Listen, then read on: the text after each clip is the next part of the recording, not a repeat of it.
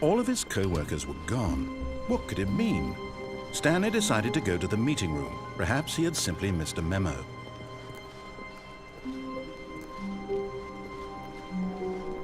When Stanley came to a set of 2 open doors, he entered the door on his left.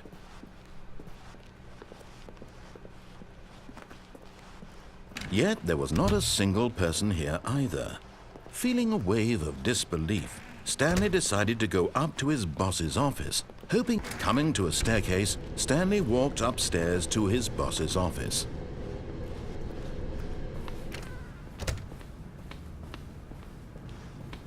Stepping into his manager's office, Stanley was once again stunned to discover not an indication of any human life. What could it mean? Stanley wondered aloud to nobody. He began wildly tearing. Stanley was in such a rush to get through the story as quickly as possible, he didn't even have a single minute to just let the narrator talk. That kind of anxiety isn't healthy, so he relaxed for a few moments with some calming New Age music.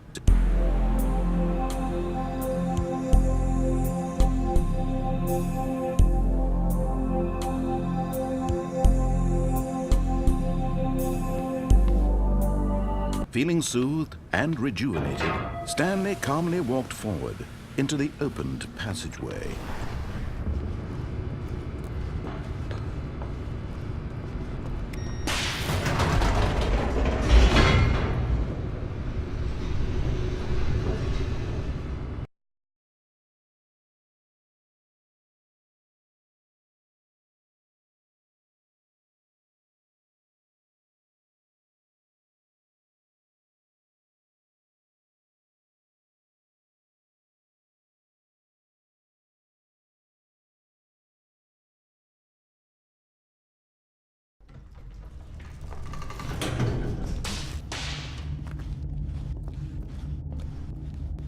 Stanley walked straight ahead through the large door that read Mind Control Facility.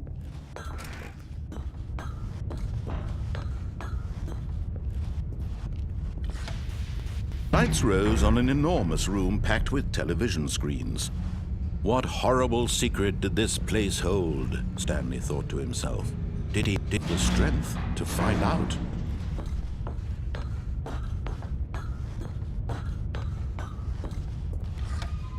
Now the monitors jumped to life, their true nature revealed. Each bore the number of an employee in the building, Stanley's co-workers.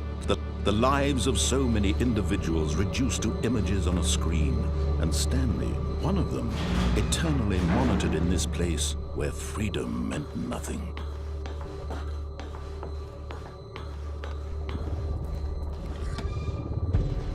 This mind control facility, it was too horrible to believe. It couldn't be true. Had Stanley really been under someone's control all this time? Was this the only reason he was happy with his boring job? That his emotions had been manipulated to accept it blindly?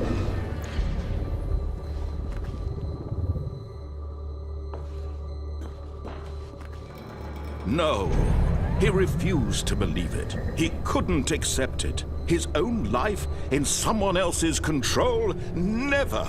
It was unthinkable. Wasn't it? Was it even possible? Had he truly spent his entire life utterly blind to the world?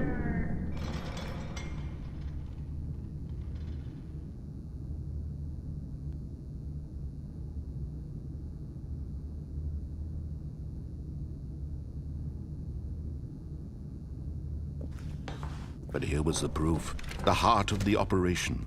Controls labeled with emotions, happy or sad or content, walking, eating, working, all of it monitored and commanded from this very place. And as the cold reality of his past began to sink in, Stanley decided that this machinery would be... Oh, Stanley, you didn't just activate the controls, did you? After they kept you enslaved all these years, you go and you try to take control of the machine for yourself. Is that what you wanted? Control? Oh, Stanley, I applaud your effort, I really do. But you need to understand, there's only so much that machine can do. You were supposed to let it go, turn the controls off, and leave. If you want to throw my story off track, you're going to have to do much better than that. I'm afraid you don't have nearly the power you think you do. For example, and I believe you'll find this pertinent, Stanley suddenly realized he had just initiated the network's emergency detonation system. In the event that this machine is activated without proper DNA identification, nuclear detonators are said to explode, eliminating the entire complex. How long until detonation then? Let's say 2 minutes. Now this is a little more fun, isn't it, Stanley? It's your time to shine. You are the star. It's your story now. Shape it to your heart's desires. Oh, this is much better than what I had in mind. What a shame we have so little time left to enjoy it. Mere moments until the bomb goes off. But what precious moments each one of them is. More time to talk about you, about me, where we're going, what all this means. I barely know where to start. What's that? You'd like to know where your co-workers are? A moment of solace before you're obliterated?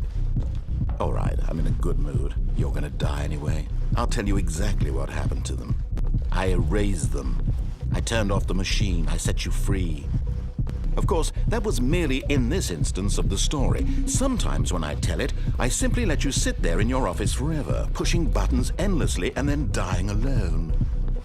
Other times, I let the office sink into the ground, swallowing everyone inside, or I let it burn to a crisp. I have to say this, though, this version of events has been rather amusing. Watching you try to make sense of everything and take back the control wrested away from you, it's quite rich. I almost hate to see it go. But I'm sure whatever I come up with on the next go-around will be even better. My goodness, only 34 seconds left. But I'm enjoying this so much. You know what? To hell with it. I'm going to put some extra time on the clock. Why not?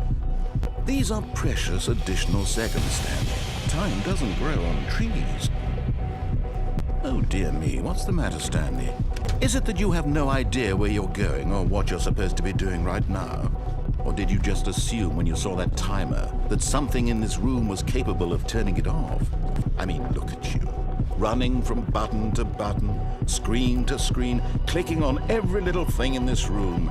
These numbered buttons, no, these colored ones, or maybe this big red button, or this door. Everything, anything, something here will save me. Why would you think that, Stanley? That this video game can be beaten? Won? Solved? Do you have any idea what your purpose in this place is? Stanley, you're in for quite a disappointment. But here's a spoiler for you. That timer isn't a catalyst to keep the action moving along. It's just seconds ticking away to your death. You're only still playing instead of watching a cutscene because I want to watch you for every moment that you're powerless, to see you made humble. This is not a challenge, it's a tragedy. You wanted to control this world, that's fine. But I'm going to destroy it first, so you can't. Take a look at the clock, Stanley. That's 30 seconds you have left to struggle. 30 seconds until a big boom and then nothing. No ending here, just you being blown to pieces. Will you cling desperately to your frail life, or will you let it go peacefully? Another choice. Make it count, or don't. It's all the same to me, all a part of the joke. And believe me, I will be laughing at every second of your inevitable life from the moment we fade in until the moment I say, happily ever after.